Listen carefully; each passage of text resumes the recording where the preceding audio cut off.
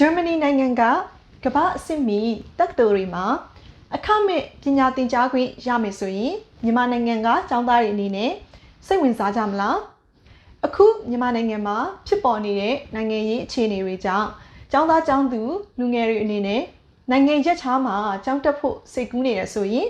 ဒီဗီဒီယိုကိုအဆုံးထိကြည့်ပြီးတော့ Germany နိုင်ငံကအခမဲ့ပညာရေးအကြောင်းကိုလေ့လာနိုင်ပါတယ် US က financial system တစ်ခုလုံးအကြောင်းကိုသိချင်ပါသလား stock market မှာရင်းနှီးမြှုပ်နှံနိုင်ဖို့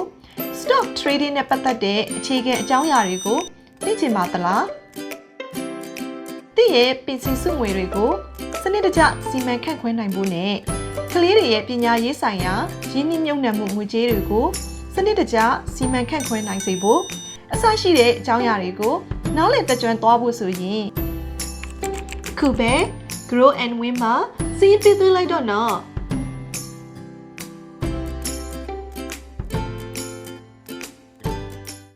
ကျမနာမည်ဝင်းမြတ်သူပါကျမက US မှာနေထိုင်နေကိုယ်ပိုင်စီးပွားရေးလုပ်ငန်းရှင်တစ်ယောက်ပါကျမကိုယ်တိုင်မြန်မာနိုင်ငံမှာရောစင်ကာပူမှာရော US မှာပါပညာသင်ကြားခွင့်ရခဲ့ပြီးဘွဲ့တွေရရှိခဲ့တဲ့အတွက်ပညာရေးနဲ့ပတ်သက်လာရင်အလွန်ပဲစိတ်အားထက်သန်ပါတယ်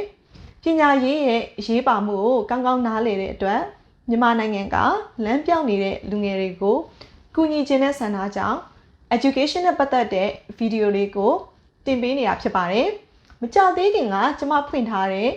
Grow and Win Educational Service မှာလည်း US မှာကျောင်းတက်ချင်တဲ့ကျောင်းသားကျောင်းသူတွေကိုကျောင်းလျှောက်ပေးခြင်း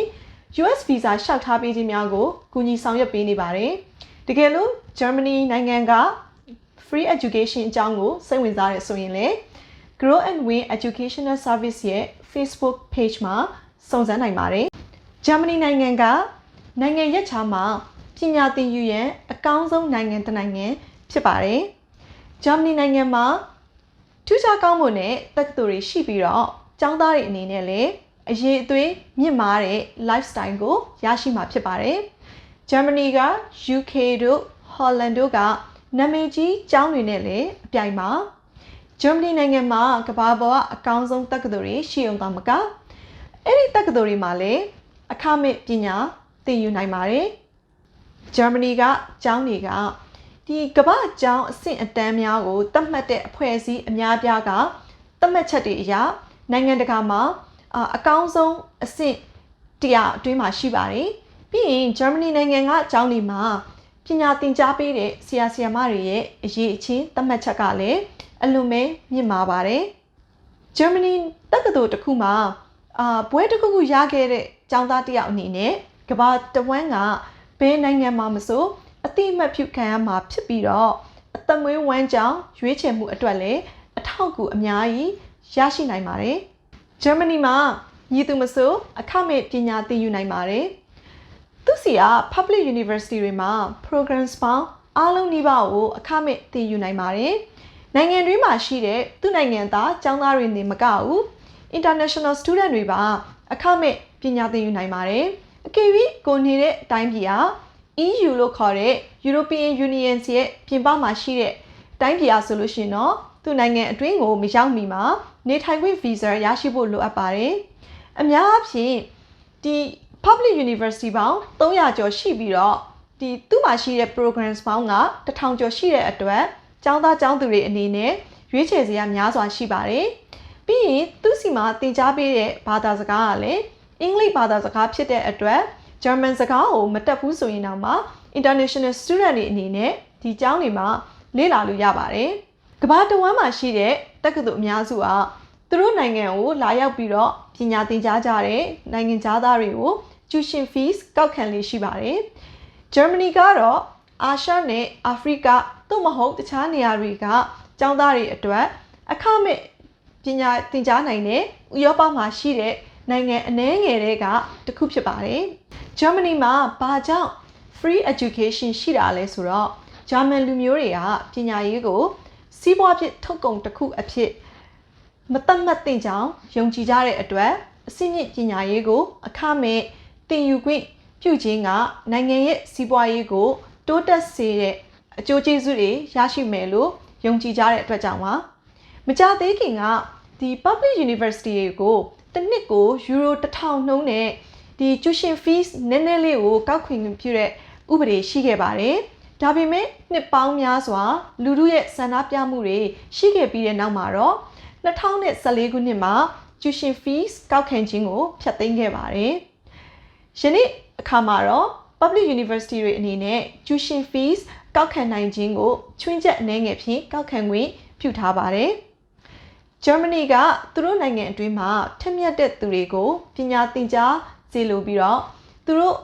ဘွဲရပြီးသွားတဲ့နောက်မှာလည်း Germany မှာပဲနေထိုင်ပြီးအလုပ်လုပ်စေလိုပါတယ်။အဲ့လိုလုပ်ခြင်းအပြင်သူတို့အစိုးရအနေနဲ့ဒီပညာတတ်နိုင်ငံသားတွေစီကနေအခွန်ကောက်ခံနိုင်ပြီးတော့အရေးအချင်းရှိတဲ့ပညာတတ်လူငယ်တွေတိုင်းပြည်အတွင်းမှာရှိခြင်းအပြင်သူတို့နိုင်ငံရဲ့ထုတ်ကုန်တွေတိုးတက်စေနိုင်တဲ့အခွင့်အရေးတွေရှိတဲ့အတွက်အခုလိုမျိုးခွင့်ပြုထားတာဖြစ်ပါတယ်။ Germany မှာသင်ယူဖို့အကောင်းဆုံး programs တွေကတော့ engineering, business management, humanities, maths and computer science, fine and applied arts ဆိုတဲ့ဘာသာရပ်တွေဖြစ်ပါတယ်။ Germany မှာကျောင်းသွားတက်တဲ့အခါမှာကျောင်းလာကမပေးရပေမဲ့တခြားကုန်ကျစရိတ်တွေအနေနဲ့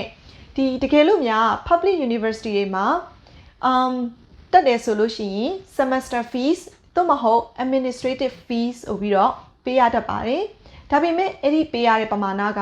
အလွန်ပဲနည်းပါတယ်။ semester တစ်ခုလုံးအတွက်ကိုမှ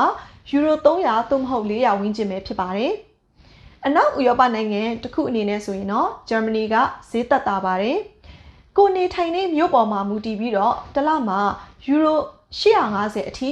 ကုန်ကျစရိတ်ရှိနိုင်ပါတယ်။တခြားမြို့ကြီးတွေဖြစ်တဲ့ Munich တို့ Frankfurt တို့ Hamburg အဲ့လိုမျိုးမြို့တွေမှာဆိုရင်တော့ဒီမြို့ငယ်တွေထက်ကုန်ကျစရိတ်အနည်းငယ်ပိုပြီးပေးရနိုင်ပါတယ်။ Germany မှာကျောင်းတက်တဲ့ international student တွေအနေနဲ့ scholarship ရရှိနိုင်တဲ့အခွင့်အရေးများစွာလည်းရှိပါတယ်။ကျောင်းပြီးသွားတဲ့အခါကြာလို့ရှင်လဲ Germany မှာနေပြီးတော့18လအတွင်းအလုပ်ရှာတဲ့အချိန်မှာ visa တရားဝင်ပေးထားပါတယ်။တကယ်လို့အဲ့ဒီ18လအတွင်းမှာအလုပ်ရှာနေတဲ့အချိန်မှာလည်းpart time အလုပ်တွေကိုလုပ်ခွင့်ရှိပါတယ်။ Germany မှာ international student တွေအတွက် scholarships ပညာသင်ဆုများစွာရှိပါတယ်။ German Academic Exchange Service မှာကိုနဲ့သင်လျော်မဲ့ပညာသင်ဆုတွေကိုကိုနေထိုင်တဲ့နိုင်ငံပေါ်မူတည်ပြီးတော့ရှာဖွေလို့ရပါတယ်။ German တက္ကသိုလ်တွေရဲ့ international graduates တွေကအလုပ်ရှာနေတဲ့အချိန်တွင်းမှာလည်း Germany မှာနေလို့ရပါတယ်။အဲ့တော့တကယ်လို့များကျောင်းသားက EU countries တွေရဲ့ပြင်ပကနိုင်ငံတစ်ခုကကျောင်းသားဖြစ်တယ်ဆိုလို့ရှိရင်တော့ဘွဲရပြီးတဲ့နောက်မှာ18လနေထိုင်ခွင့်ကိုလျှောက်ထားလို့ရပါတယ်။အဲ့လိုမျိုး job seekers visa နဲ့ကိုယ့်အရေးချင်းနဲ့ကိုက်ညီတဲ့အလုပ်တစ်ခုကိုရှာဖွေနိုင်ပြီးတော့အဲ့ဒီ18လအတွင်းမှာလည်းဘယ်အလုပ်ကိုမဆို part time jobs တွေကိုလည်းလုပ်ခွင့်ရှိပါတယ်။တချို့တွေဂျာမနီမှာဘွဲရအလုပ်ရပြီးတဲ့နောက်ပိုင်းကျတော့မှကိုကြိုက်တဲ့တခြားနိုင်ငံကိုပြောင်းသွားတာမျိုးတွေလည်းရှိပါတယ်။ဒီဗီဒီယိုကနေမှဂျာမနီနိုင်ငံကပညာရေးနဲ့ပတ်သက်ပြီးတော့ဗဟုသုတတွေရမယ်လို့မျှော်လင့်ပါတယ်။တကယ်လို့ US မှာကျောင်းတက်ဖို့စိတ်ဝင်စားတဲ့ကျောင်းသားတွေရှိတယ်ဆိုရင်လည်းကျွန်မဖွင့်ထားတဲ့ Grow and Win Educational Service ရဲ့ Facebook page မှာစုံစမ်းနိုင်ပါတယ်။ page ရဲ့ link ကိုဗီဒီယိုရဲ့အောက်မှာဖော်ပြပေးထားပါတယ်။အားလုံးကျေးဇူးများတင်ပါတယ်။